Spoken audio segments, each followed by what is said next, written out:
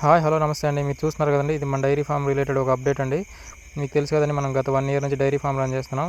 అయితే మన డైరీ ఫామ్లో సంబంధించిన కొన్ని వీడియోస్ కూడా మన ఛానల్లో ఫుల్గా అప్లోడ్ చేయడం జరుగుతుంది. మీరు మన ఛానల్ విజిట్ చేసి చూడొచ్చు.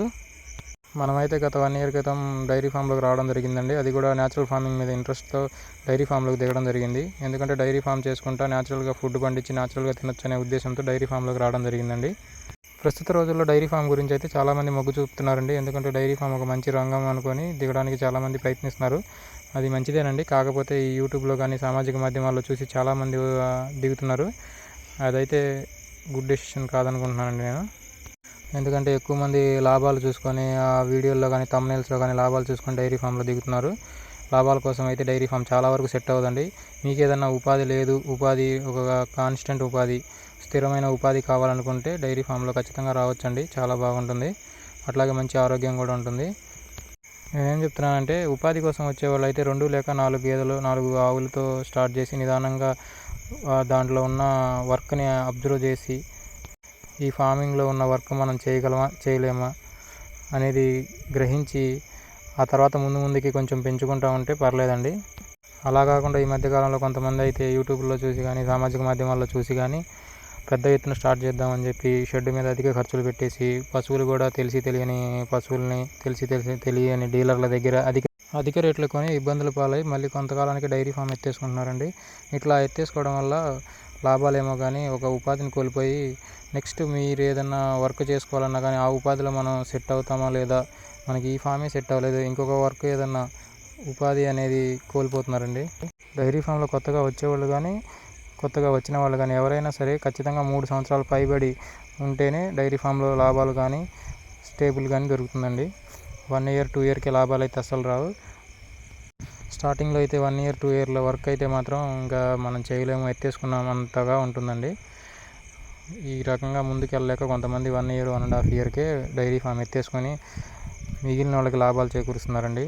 మిగిలిన వాళ్ళంటే ఈ డైరీ ఫామ్ రిలేటెడ్ ఎక్విప్మెంట్స్ అమ్మేవాళ్ళు కానీ మిషనరీలు అమ్మేవాళ్ళు కానీ ఇట్లా గేదెలని పశువుల్ని మధ్యలో సేల్ చేసేవాళ్ళు కానీ వాళ్ళైతే బాగా ప్రాఫిట్ పొందుతున్నారండి.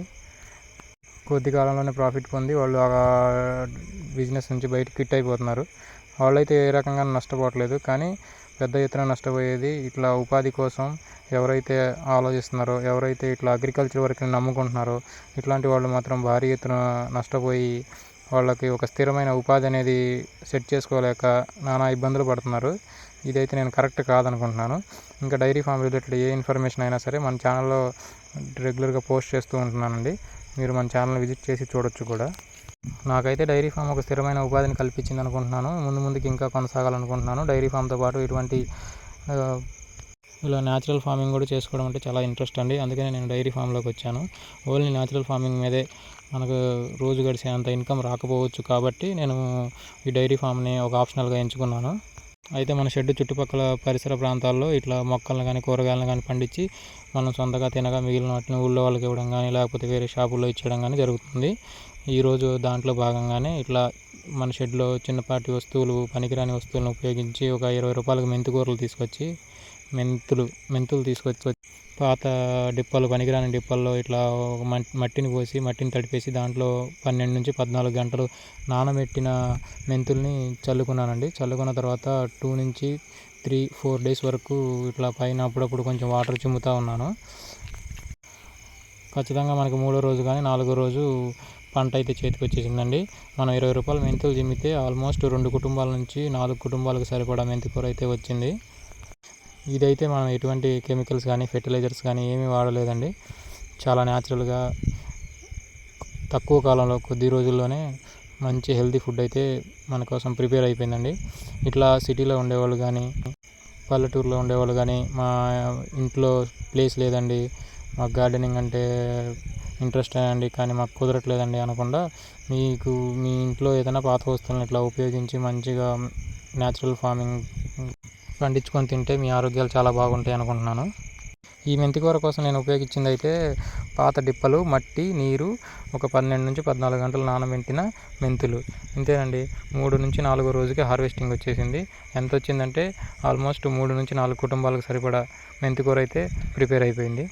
ఈ ప్రాసెస్ కానీ మీకు నచ్చినట్లయితే ఈ వీడియోకి లైక్ చేసి మన ఛానల్ని సబ్స్క్రైబ్ చేసుకోవడం మర్చిపోకండి. ఈ విధంగా పండించడానికి మీ ఇంట్లో కానీ మీ గార్డెన్లో కానీ స్పేస్ కానీ సరిపోకపోతే ఇట్లా పండించిన వాటిని మీ ఇంటి చుట్టుపక్కల వారితో షేర్ చేసుకొని వాళ్ళ గార్డెన్లో కూడా వేరు వేరు రకాల పంటలను పండించుకొని వాళ్ళ దగ్గర పండించిన వాటిని కూడా మీరు షేర్ చేసుకుంటే మీ ఆరోగ్యంతో పాటు మీ చుట్టుపక్కల వారి ఆరోగ్యం కూడా చాలా బాగుంటుంది అనుకుంటున్నాను. ఎందుకంటే మనం ఒక్కలమే బలంగా ఉంటే ఆరోగ్యంగా ఉంటే సరిపోదండి, మన చుట్టుపక్కల వాళ్ళు కూడా ఆరోగ్యంగా ఉంటే ఒక బలమైన సమాజాన్ని ఏర్పాటు చేసుకోవచ్చు. ఫైనల్గా నేను చెప్పొచ్చేది ఏంటంటే ఆదాయం కంటే ముందు ఆరోగ్యం బాగా చూసుకుంటే మంచిది అనుకుంటున్నాను. ఆరోగ్యంగా ఉంటేనే మనం ఈ సంవత్సరం కాకపోతే వచ్చే సంవత్సరం కాకపోతే వచ్చే సంవత్సరం మంచి సంపాదనతో ఎక్కువ రోజులు సుఖ సంతోషాలతో వర్ధిల్లుంచండి. Thank you. ఈ వీడియో కానీ మీకు నచ్చినట్లయితే మన ఛానల్ కంటెంట్ కూడా బాగుందనుకుంటే సపోర్ట్ చేయడం మర్చిపోకండి. అందరూ హెల్తీగా ఉండాలి, అందులో మనం కూడా ఉండాలి. Thank you one and all.